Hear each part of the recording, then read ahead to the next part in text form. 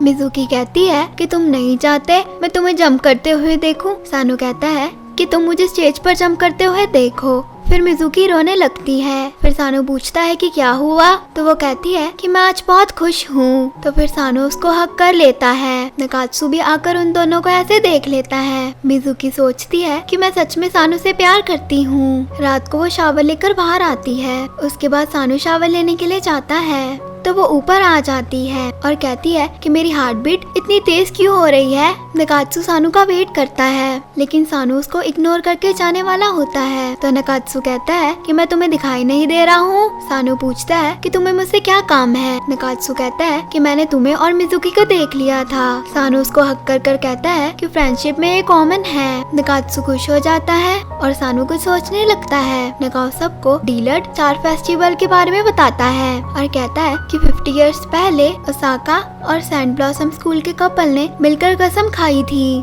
और ये सब हुआ था ओसाका हाई स्कूल की छत पर। जो कपल भी उस दिन ऐसा करेंगे उनका प्यार हमेशा रहेगा। ये फेस्टिवल स्टार फेस्टिवल के 1 महीने बाद आता है तो इसीलिए इसे डीलर्ट स्टार फेस्टिवल कहते हैं। सब कहते हैं कि हम अपनी अपनी गर्लफ्रेंड के साथ जाएंगे। नैम्बा कहता है कि सबके पास गर्लफ्रेंड है। रूम में मिजुकी सानू की जैकेट देखकर बोलती है कि अब मुझे वापस जाना होगा, मैं बस उसे यहाँ पर जंप करवाने के लिए आई थी। तेनोजी नैम्बा के पास आकर वही छत वाली बात पूछता है कि क्या यह सच है। नैम्बा हाँ कर देता है और कहता है कि तुम मेरे जैसे लव गुरु से एडवाइस ले सकते हो। वो कहता है कि जिसके पास गर्लफ्रेंड नहीं है उसे ऐसा नहीं बोलना चाहिए। नकाओ कहता है कि आज 73rd डे है जो बिना गर्लफ्रेंड के घूम रहा है। फिर नैम्बा नकाओ को मारने लगता है। फिर तानोजी नैम्बा पर हंसकर चला जाता है। तभी नैम्बा को एक आइडिया आता है और मिजुकी भी वहाँ पर आती है। नकात्सु उसे साथ में बैठने के लिए कहता है और पूछता है कि मेरे रूम से जाने के बाद तुम्हें कैसा फील हुआ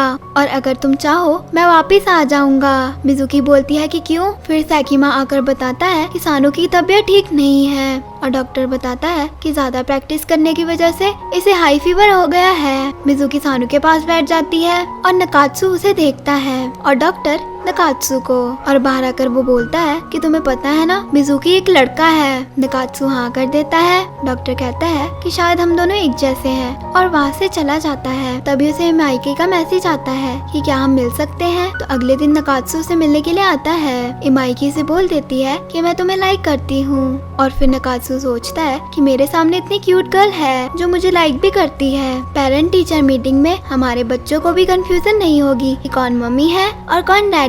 यही सही रहेगा और नई शुरुआत करना गलत नहीं है, ऐसा करना ही अच्छा होगा। और वो उसे हाँ बोल देता है। मिजुकी सानू के पास होती है। नैम्बा उसके लिए ब्लैंकेट लाता है। उसके बाद सैकिमे भी आता है और एक एक करके सब उसके लिए ब्लैंकेट लाते हैं। मिजुकी कहती है कि बस बहुत है। काशियामा सैड होकर वापस चला जाता है। सब कहते हैं कि अब इसे ठंड नहीं लगेगी। मिजुकी ब्लैंकेट हटाने लगती है। वापिस आते टाइम नकात्सु मिजुकी के रूम की तरफ देखकर वहाँ से निकलने लगता है। तभी मिजुकी बाहर आती है और वो उसे बताता है कि अब मैं माइकी को डेट कर रहा हूँ। मिजुकी खुश होकर कहती है कि तुम दोनों की जोड़ी अच्छी रहेगी। वो हाँ बोलकर वहाँ से चला जाता है। नैम्बा और ऑस्कर सब बॉयज को भड़काते रहते हैं कि जिसकी भी गर्लफ्रेंड है वो उसे नफरत करती है, जैसे तानुजी की। हम छत पर जाने वाले रास्ते पर ट्रैप बिछाएंगे कि जिससे उनका ब्रेकअप हो जाए। सब खुश होते हैं। डॉक्टर मिजुकी को सानू की मेडिसिन देता है और कहता है कि उसका ध्यान रखते रखते खुद बीमार मत हो जाना।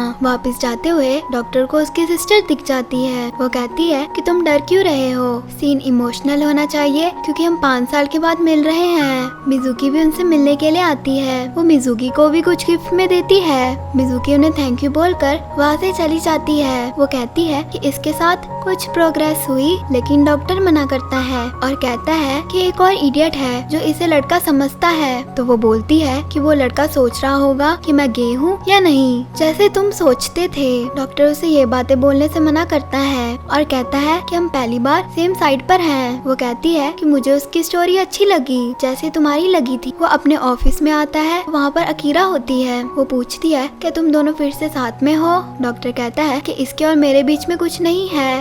वो कहती है कि तुम्हारी वजह से ये शादी के लिए लेट हो गई। नैम्बा डॉक्टर से किसी चीज की परमिशन लेने के लिए आता है और अपनी मॉम को वहाँ पर देखकर शॉक हो जाता है। वो पूछती है कि तुम्हारी कोई गर्लफ्रेंड है, लेकिन वो मना कर देता है। वो उसे अकीरा से मिलाती है। नंबा कहता है कि पॉसिबल नहीं है। वो कहती है कि मैं जा रही हूँ, मिजुकी का ध्यान रखना। नकात्सु हिमायुकी से मिलने आता है। वो साथ में जाते हैं, जिसे हिबारी और उसका ग्रुप देख लेते हैं और कहते हैं कि इसने हमें कुछ भी नहीं बताया। हिबारी कहती है कि वैसे तो हम किसी का पीछा नहीं करते, पर हमें हिमायुकी की फिक्र है, तो हमें ऐसा करना पड़ेगा। कागुया का ओसाका स्कूल आता है। मिजुकी से आने का रीजन पूछती है। वो कहता है कि मैंने सुना था सानू को फीवर है। वो कहती है क्या तुम उसका फीवर ठीक करने के लिए आए हो? तुम उससे आर्ग्यू करते रहते हो। कागुया का कहता है कि मैं भी तो उसे जंप करते हुए देखना चाहता हूँ। मैं पहले टूर्नामेंट इसलिए जीत गया था क्योंकि उसे चोट लगी थी, इसीलिए लोग मुझे ट्रू चैंपियन नहीं समझते। अब मैं उसे स्टेज पर हराना चाहता हूँ। उसे मेरी तरफ से विश कर देना। मिजुकी कहती है कि तुम तो अच्छे लड़के हो और उसे अपने साथ हॉस्टल में ले जाती है। अंदर एक मशीन के थ्रू पता लगाते हैं कि किसकी गर्लफ्रेंड है और किसकी नहीं। जिसकी गर्लफ्रेंड नहीं है वो क्वालिफाइड है और वो टीम को ज्वाइन कर सकता है, और जिसकी गर्लफ्रेंड है वो क्वालिफाइड नहीं है, वो ब्रेकअप के बाद ही टीम ज्वाइन कर सकता है। नकात्सु वहाँ पर आता है और वो भी डिस्क्वालीफाई हो जाता है। दोनों गुस्सा करते हैं कि इसकी भी गर्लफ्रेंड है। मिजुकी कहती है कि इसकी वाली बहुत क्यूट है। नकात्सु कहता है कि क्या गर्लफ्रेंड बनाना गलत है, और अपनी गर्लफ्रेंड का दिया हुआ गिफ्ट निकाओ को देकर चला जाता है। मिजुकी पूछती है कि सानू को खाने में क्या दिया है। वो वही डिश बताता है इसमें अल्कोहल होता है, तो मिजुकी शॉक हो जाती है। मिजुकी जल्दी से रूम में आती है और सानू को कागुयाका से दूर हटाती है और उसे पूछती है क्या तुम ठीक हो? वो बिना कुछ बोले वहाँ से चला जाता है। वो सानू का ब्लैंकेट ठीक करती है, लेकिन सानू उसका हाथ पकड़ लेता है और उसे किस करने ही वाला होता है, पर मिजुकी उसे रोक देती है और उसे देखती रहती है और थोड़ी देर के लिए उसके पास ही लेट जाती है। नकात्सु मिजुकी से सॉरी बोलने के लिए आता है और उन्हें साथ में देखकर बाहर आ जाता है और सोचता है कि ये सब क्या हो रहा है। सानू उठ जाता है और मिजुकी को पास देखकर अपना हाथ हटाने के लिए कोशिश करता है, लेकिन मिजुकी सो रही होती है और नींद में ही बर्गर कहते हुए नीचे गिर जाती है। सानू पूछता है कि तुमने बर्गर खा लिया, और फिर हंसने लगता है। फिर मिजुकी भी हंसने लगती है। अगले दिन कुछ गर्ल्स सानू के लिए गिफ्ट लेकर आती हैं और मिजुकी से उसे देने के लिए कहती हैं। उसके बाद डॉक्टर उसे सानू की मेडिसिन देता है और अकीरा की क्लिक की हुई पिक्चर्स भी देता है। मिजुकी कहती है कि सानू ने जंप कर ली और मुझे यहाँ से चले जाना चाहिए। डॉक्टर उसे देखता है और कहता है कि तुम मुझसे प्यार करती हो।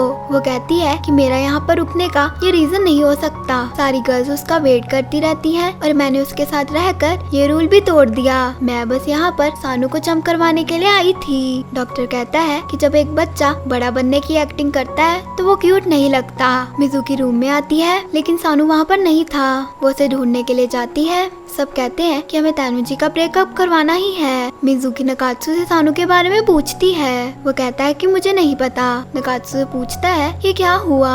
वो कहती है कि सानू नहीं मिल रहा है। वो उसे ढूंढने के लिए बाहर आती है और नकात्सु से कॉल करता है। सानू को फिर से फीवर हो जाता है। नकात्सु कहता है कि तुम इस कंडीशन में प्रैक्टिस क्यों कर रहे थे। मिजुकी कुछ सोचती है और नकात्सु से अकेले में बात करने के लिए आती है और कहती है कि सानू का ध्यान रखना, मैं वापस अमेरिका जा रहा हूँ। नकात्सु शॉक हो जाता है। वो उसे बताती है कि अमेरिका में सानू को मेरी वजह से ही चोट लगी थी, इसीलिए मैं चाहता था कि वो दोबारा से जंप करे, इसीलिए मैं स्कूल में आया। अब वो जंप कर सकता है तो मुझे वापस जाना होगा। नकात्सु बहुत सैड लगता है। वो कहती है कि मैं यहाँ पर आकर खुश हूँ, जो मुझे तुम्हारे जैसा फ्रेंड मिला। अब सब तुम्हें देखना है। नकात्सु कहता है कि अब क्या, अगर सानू ने जंप कर ली तो क्या तुम्हारा स्कूल छोड़ना जरूरी है? क्या तुम सब ऐसे छोड़कर चले जाओगे? इस बात के लिए मैं नहीं मानूंगा, और वहाँ से चला जाता है। उनकी ये बातें सानू भी सुन लेता है। नकात्सु गुस्से में बैठा होता है। काशियामा पास की बातें करता है कि जब इस स्पेशल पावर के लिए मुझे परेशान किया जाता था तो नकात्सु ने ही मुझे बचाया था। नकात्सु कहता है क्योंकि हम फ्रेंड्स हैं। काशियामा उसे खुद को इम्प्रूव करने की एडवाइस देता है। सानू मिजुकी की ही बातों को सोच रहा होता है। मिजुकी होजिरो के पास बैठी होती है और कहती है कि मैं वापस नहीं जाना चाहती। आज है डीलर स्टार फेस्टिवल। सैकिमा और तानोजी अपनी अपनी गर्ल्स के साथ जाते हैं। हिबारी कहती है कि अगर सानू बीमार न होता तो अब तक मैं अंदर जा चुकी होती।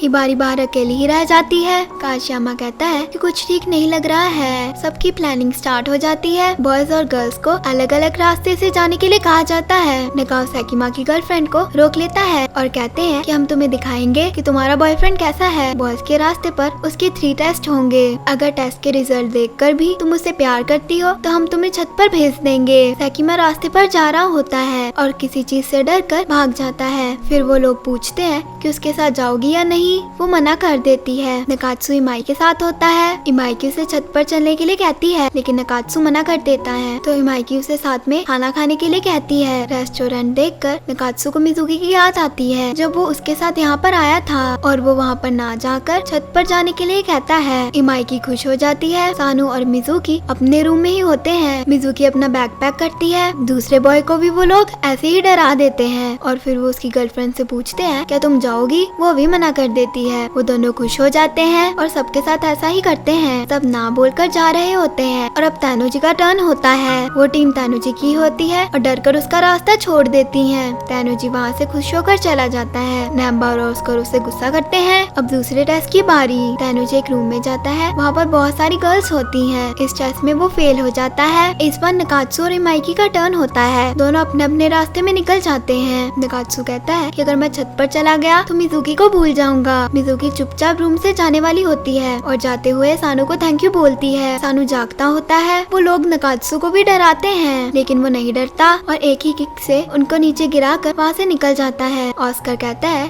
कि देखते हैं नेक्स्ट टेस्ट में क्या होगा। उसके बाद वो गर्ल्स वाले रूम में आता है और हंसने लगता है। उसके बाद वो अपनी आइस पर कपड़ा बांध लेता है। इमाइकी हाँ बोल देती है और ऑस्कर को पुश करके वहाँ से जाती है। नैम्बा बताता है कि नकात्सु पास हो गया। इमाइकी वहाँ पर आ जाती है। नकात्सु से देखकर स्माइल करता है। नकाओ बताता है कि काशियामा को फीमेल गोस्ट के बारे में पता चला है और कहता है 50 इयर्स पहले वो कपल की सारी बातें सच हैं और उनके पेरेंट्स नहीं माने थे तो वो भाग गए थे। लड़के का छत पर जाते हुए एक्सीडेंट हो गया तो वो वहाँ पर नहीं पहुँच पाया था। उसकी गर्लफ्रेंड उसकी डेथ एक्सेप्ट नहीं कर पाई थी तो हर साल छत पर उसका घोस्ट घूमता रहता है। नैम्बा कहता है कि जो ऊपर गया उसका क्या होगा। नकात्सु के अंदर वो स्पिरिट आ जाती है। काशियामा आकर वो स्पिरिट उसके अंदर से निकाल देता है। वो ठीक हो जाता है। बाहर आकर नकात्सु से कहता है कि मैं तुमसे प्यार नहीं करता और सॉरी बोलकर वहाँ से भाग जाता है। तो उसकी बातों से इमाइकी सैड होती है और हिबारी को सब बता देती है। हिबारी कहती है कि अगर तुमने अपने इमोशन पर कंट्रोल नहीं किया तो हमारे ग्रुप का पार्ट नहीं रहोगी और उसे जाते टाइम कहती है कि आज तुम्हें कंपनी दे दूंगी, साथ में रो लेंगे।